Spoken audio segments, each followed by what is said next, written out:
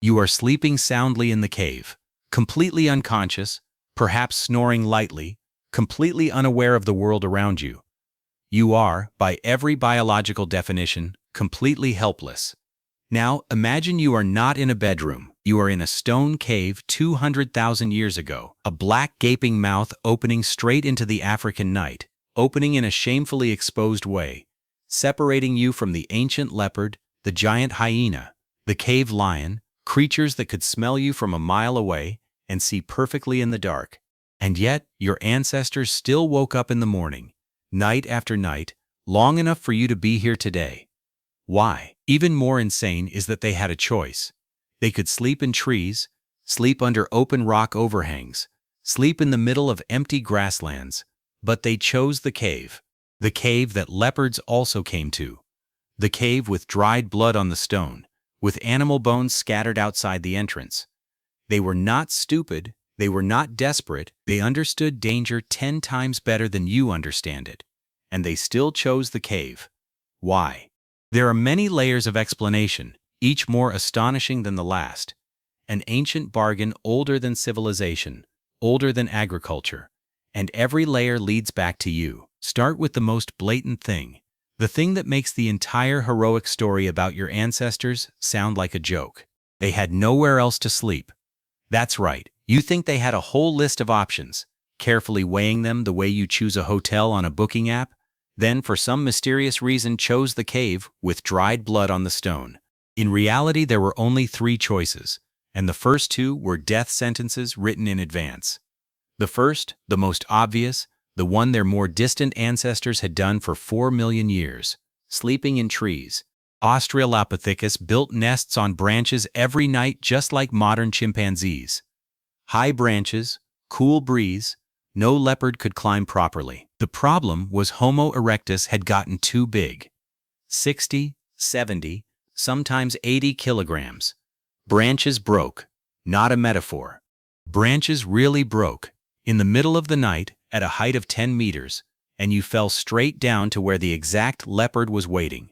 But even when the branch did not break, Coolidge and Wynne pointed out in 2006 that sleeping in trees meant you had to keep gripping muscles active all night. Shallow sleep, fragmented, lacking deep REM, lacking the slow waves the brain needs to consolidate memory. 2.5 million years of evolution had pushed your ancestors past a threshold they could not go back from. Bigger bodies, brains hungrier for energy, and they could no longer climb trees. The trees had closed. Then the second choice. Sleeping under the open sky, right in the middle of the grassland, right under the beautiful stars. This sounds very poetic.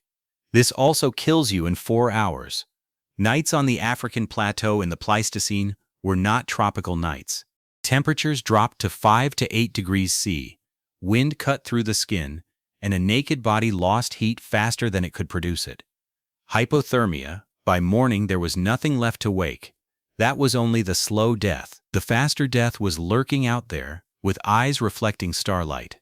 In open-air sites, the rate of hominin skeletons that had been chewed, bitten, dragged away was many times higher than in cave sites. The numbers are not poetic.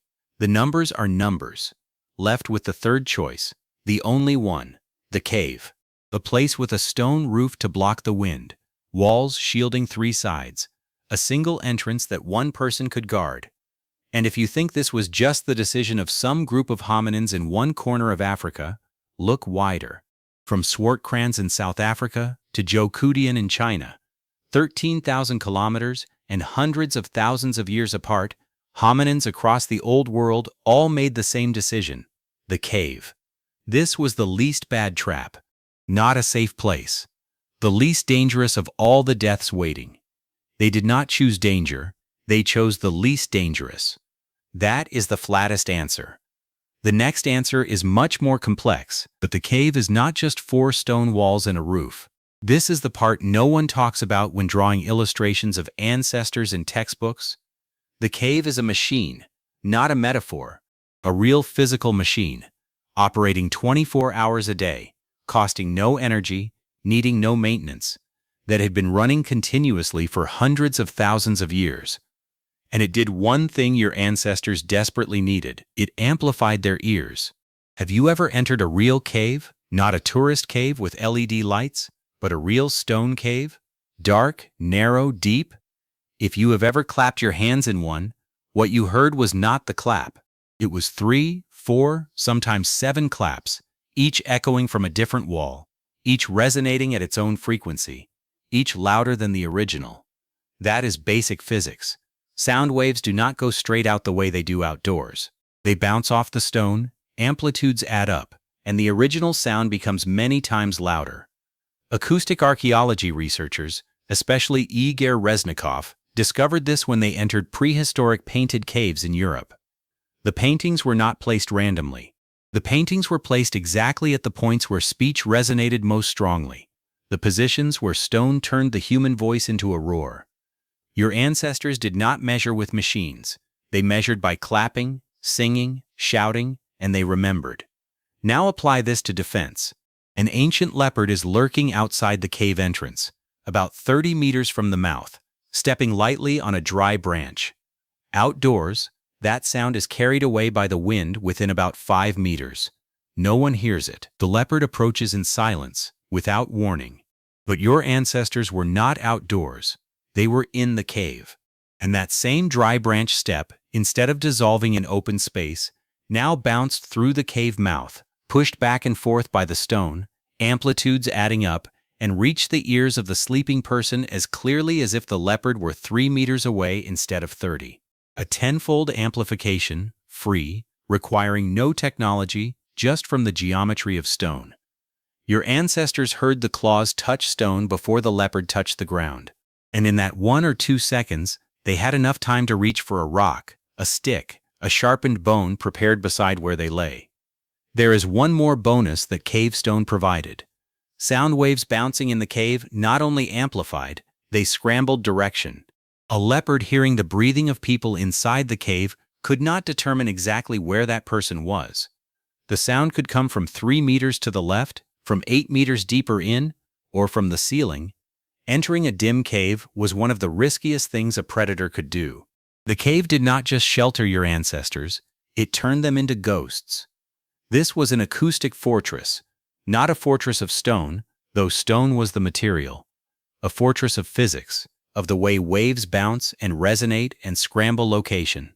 Your ancestors did not read physics books, did not write formulas, but they chose caves with shapes that amplified well, chose sleeping positions at the point where sound from the entrance arrived most clearly.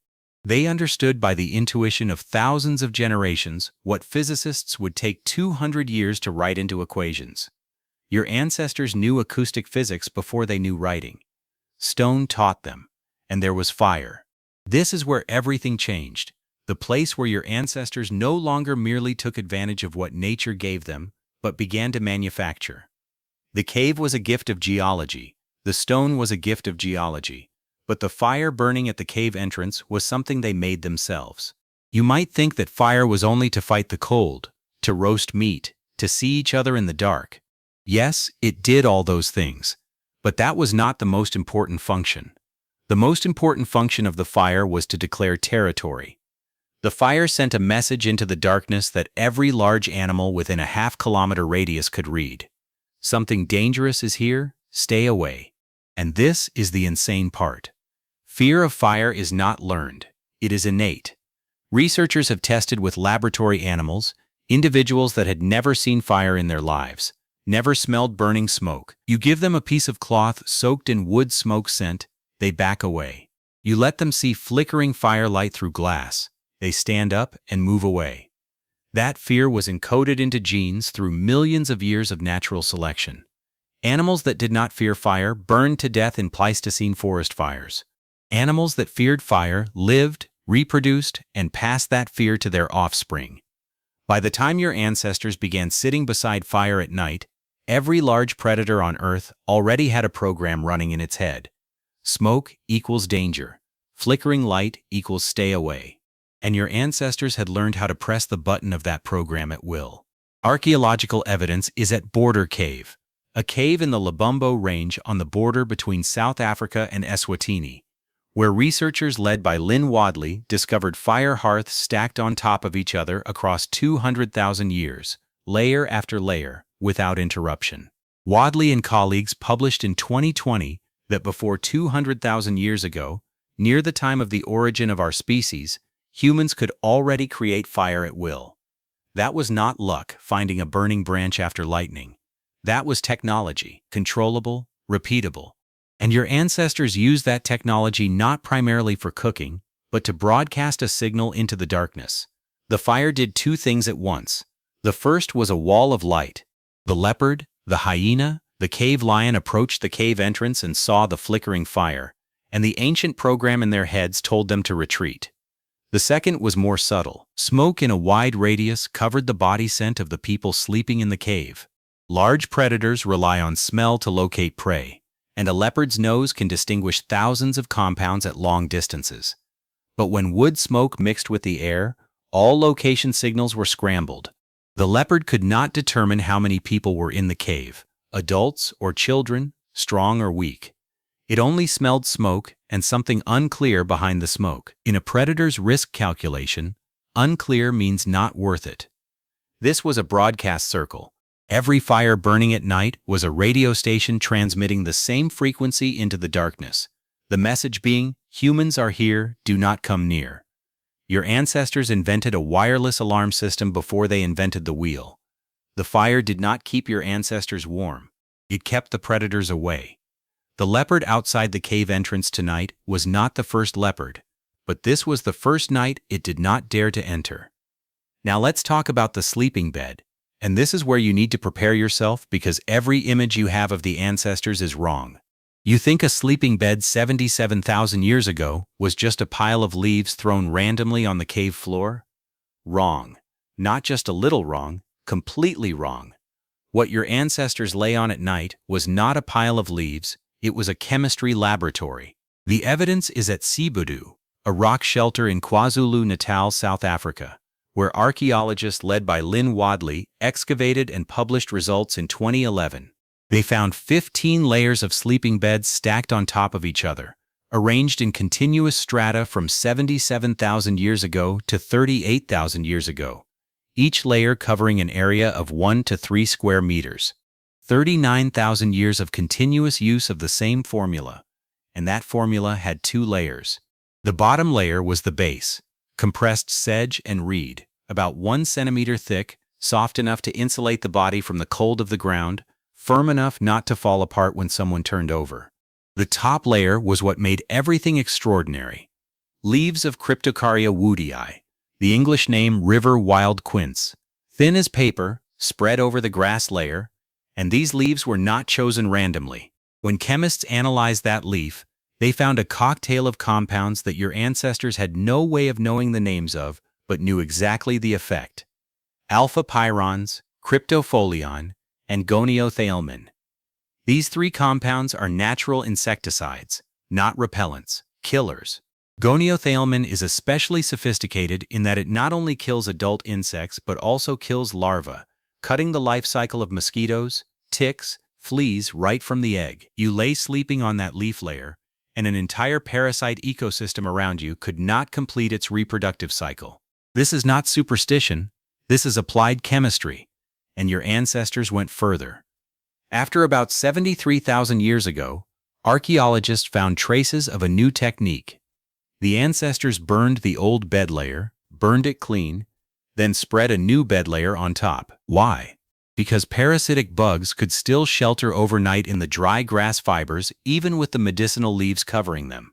Burning was the only way to eradicate them completely. The bed hygiene technique that modern hospitals took thousands of years to standardize, your ancestors were doing by intuition from 73,000 years ago. Now think about what was required to arrive at this knowledge. Around the Sibudu cave, there were thousands of different plant species. Shrubs, trees, vines, herbs.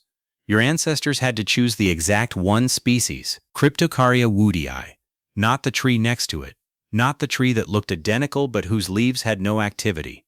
They had no laboratory. They had no reference books. They had no writing to record experimental results.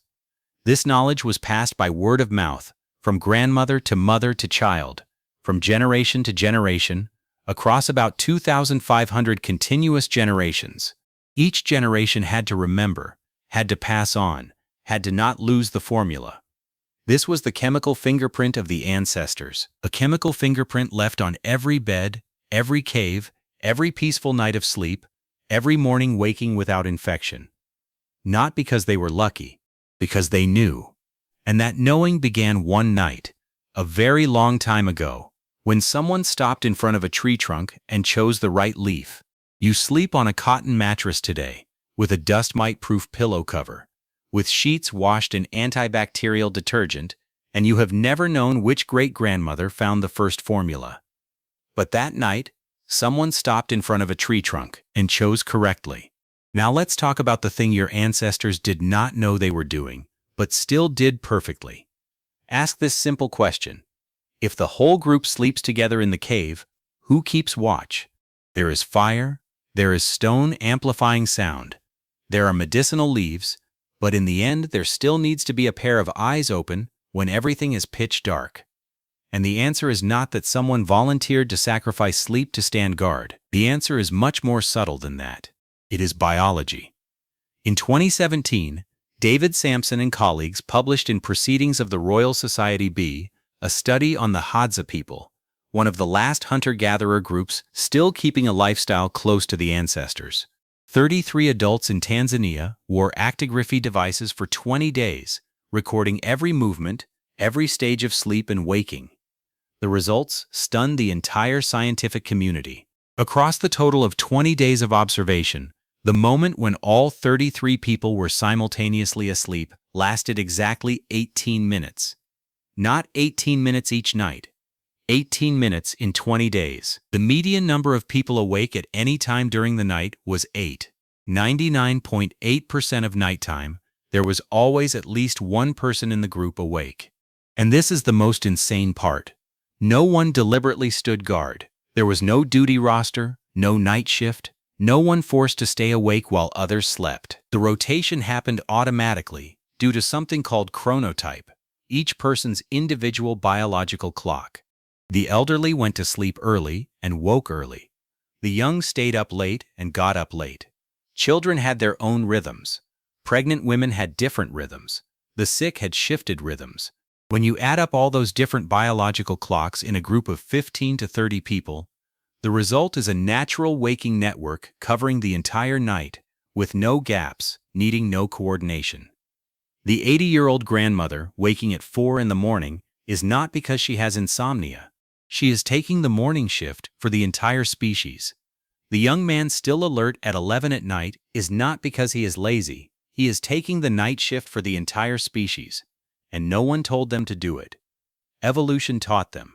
In 2022, a follow-up study by McKinnon, Shattuck, and Sampson compared non-industrial groups with industrial groups and found that the WASO index, time awake after sleep onset, was significantly higher in communities still living in sleep environments that were not completely safe. The mechanism has not turned off. It is still running. In the Hadza, in the Malagasy, in anyone sleeping in conditions where the darkness still has something to be alert for. This is the primordial rotating clock, a defense system that needs no thinking, no consensus, no one sacrificing anything for anyone. Just diversity of chronotypes in a group large enough, and the night is guarded for free. The elderly in the group are not wasting a sleeping place. They are the morning shift of the entire species, and that mechanism is still running in you every night. And finally, there is one smallest secret, the thing that remains after all the other mechanisms have finished operating. Your ancestors rarely slept alone. This sounds obvious, but its consequences are not obvious at all. Ecologists have studied predation behavior for decades, and Lima and Dill summarized a simple rule. Large predators do not attack into the middle of a group. They choose the individual that is separated. An antelope in a herd of 50 is many times safer than an antelope standing 20 meters from the herd. The leopard, the hyena, the cave lion all know this by instinct because individuals of their kind that tried attacking into the middle of a herd in the past got kicked, gored, trampled, and did not reproduce further.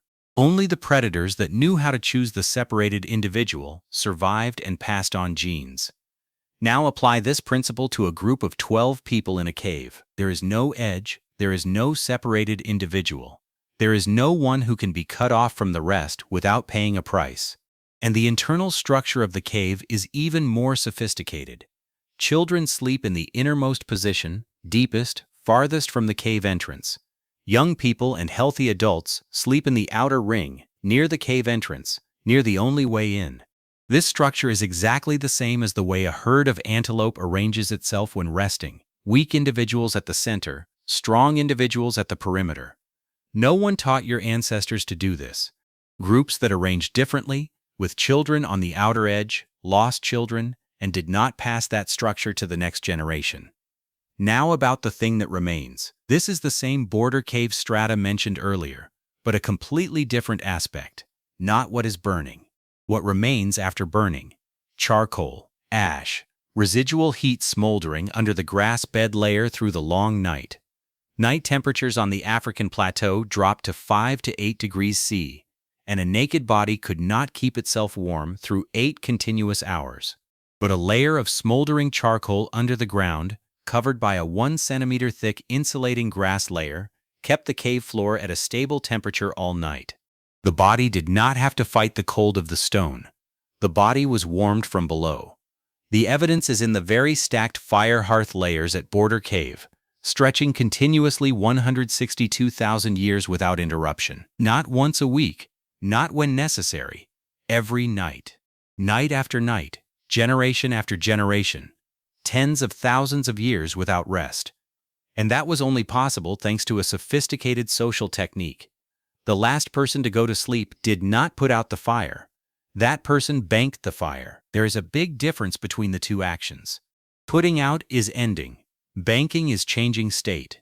That person covered the large charcoal pieces with ash, reduced oxygen to near zero, kept the charcoal smoldering but not completely extinguished, so that in the early morning the first person awake only needed to blow gently and add dry grass for the fire to flare up again. This was the overnight charcoal chain. Every night received charcoal from the previous night, every night handed charcoal to the next night, an unbroken chain lasting hundreds of thousands of years. No one was allowed to let the chain break.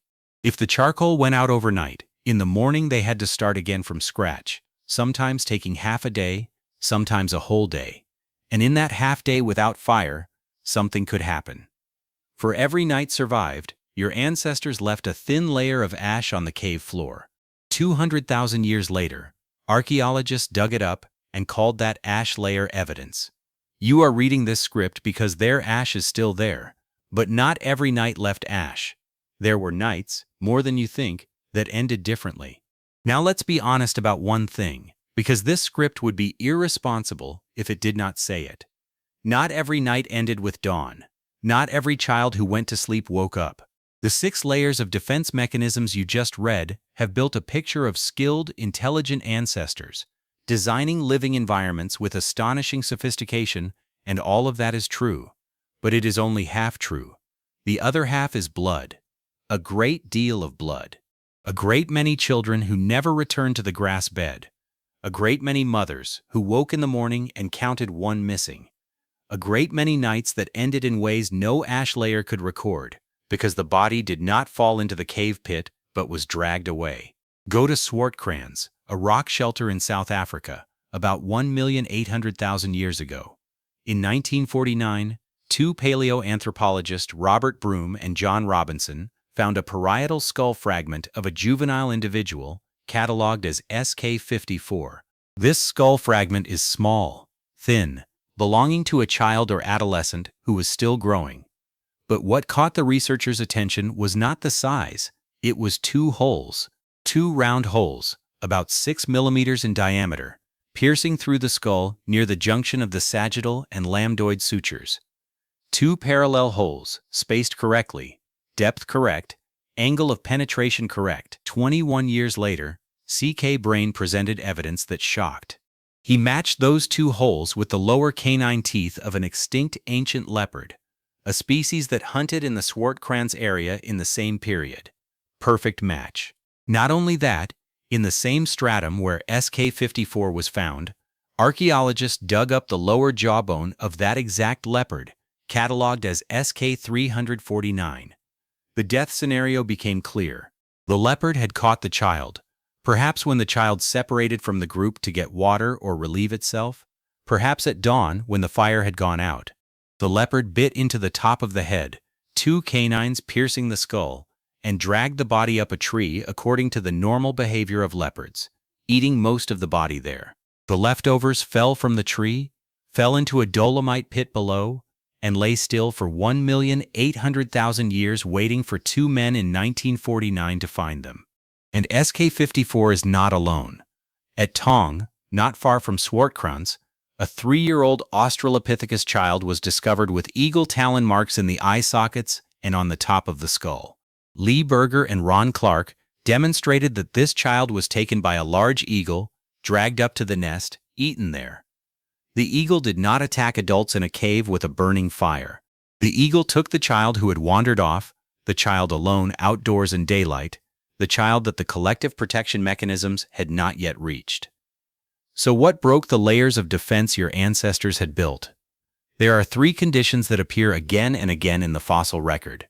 1 is the child separating from the group, even by only a few tens of meters, even for only a few minutes.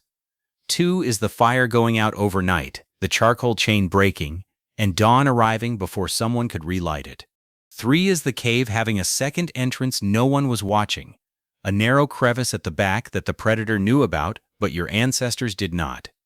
And this is the most painful twist. In 2024, a team led by Martin reanalyzed the SK54 skull fragment with new CT scanning technology and morphological comparison. Conclusion: SK54 is not Paranthropus as everyone had thought for more than half a century. SK54 is Homo, genus Homo, the same genus as you. The child with 2 leopard tooth holes on the top of the skull is your direct ancestor, not a parallel branch that went extinct, not a distant sister species. The same blood flowing from that child to you. Every invention, the cave, the fire, the medicinal bed, the rotating clock, the charcoal chain, was paid for with a child who never returned. You exist because you were not that child. There is one final layer that this script has saved until now, because it reverses everything you just read. 1,700,000 years after the Homo child at Swartkrans was bitten through the top of the skull by a leopard, in the same country of South Africa, not too far from Swartkrans by geographic standards, there is another cave, Deep Kloof Rock Shelter. And there, archaeologists led by Aurore Val, Guillaume Porras, and Pierre-Jean Texier published in 2020 in Scientific Reports a discovery no one had predicted. In a sediment layer about 65,000 years old, they found 61 pieces of cat bone, not domestic cats, leopard, caracal, African wildcat, 3 predator species that the ancestors of your ancestors had been fleeing for 2 million years. But these bone fragments were not the remains of predators that died of old age in the cave. 82% were lower limb bones, the foot and toe bones. On 16 pieces there were cut marks from stone knives, and the position of the cut marks matched exactly the motions of professional skinning.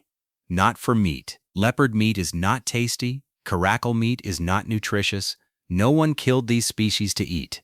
They killed them for the fur, intact, carefully. Each knife cut placed precisely so as not to tear the pelt. Why? In modern societies still existing in southern Africa, the Zulu still keep a very ancient tradition. Leopard fur is material reserved exclusively for royalty, for the king, for the highest status diviners. Not ordinary clothing, a symbol of power, a sign of the one who stands at the top of every species. And now look at the whole story from a distance.